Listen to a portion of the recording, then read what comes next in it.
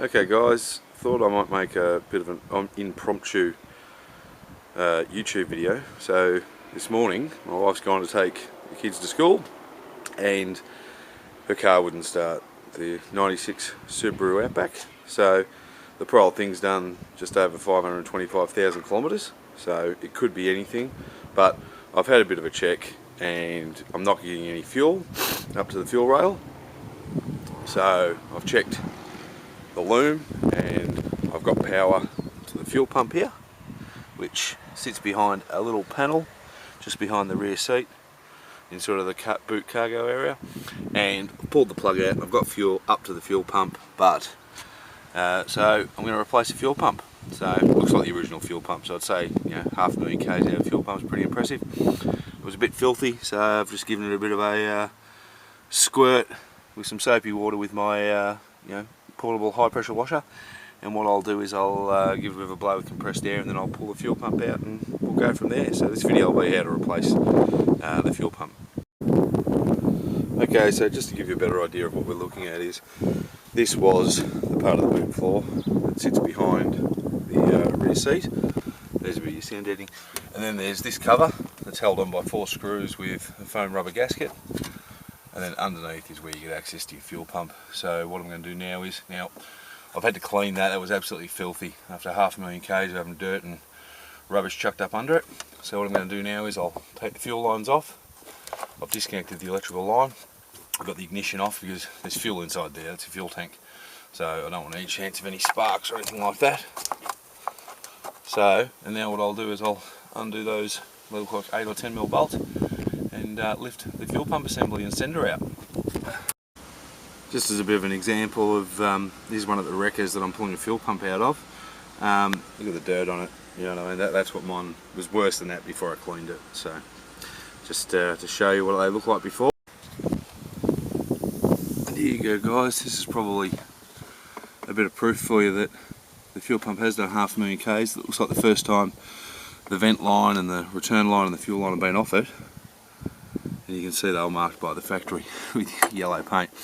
So I should probably replace those lines, but I'll see how far they go, and they feel alright. They're not starting to break down, so we'll see how we go. Okay, so what I've done is I've undone all those little nuts off there and lifted the fuel tank sender and pump assembly out. You've got to be careful with the sender because it's sort of at a bit of a funny angle, so be gentle when you do it because they're quite delicate. And there's the nuts in those little magnetic trays, which I've got 1,000 of, and I think they're worth their weight in gold. Now what I'm going to do is I'm going to put a rag over the top of the fuel tank so nothing falls into it. And you've also got to be careful now because we've got an open fuel tank, so we've got vapours going everywhere inside the car, so just don't asphyxiate yourself if that's possible. And here is the fuel pump and sender assembly. Now all that's connected, so sits in there like that. Okay, there's your little sender unit, be careful. Return line, vent, and so that, as you can see, bolts into the tank like that. Sorry about my shoddy camera work, but I sort of didn't plan to be doing this today, so I thought I'll just give you guys an idea of where everything is, and it's pretty straightforward. So now what I'll do is I'll ring up a few spare parts places, see what they charge for. And I have tested the pump. There's a positive and a negative terminal in there. I hooked it up to a 12-volt battery and she's dead as a doornail. So what I'll do is I'll make a few phone calls, see what they're worth. Now, I personally wouldn't recommend getting a second-hand one from a wrecking yard, purely because it's sort of false economy, I don't think you'd save that much. But seeing as though this car's done 525,000 k's and my plan is to keep it forever, but who knows what the future brings, I try not to spend much money on this one. She just sort of munches miles and drops the kids at school. So I'll see what I come up with, and we'll go from there.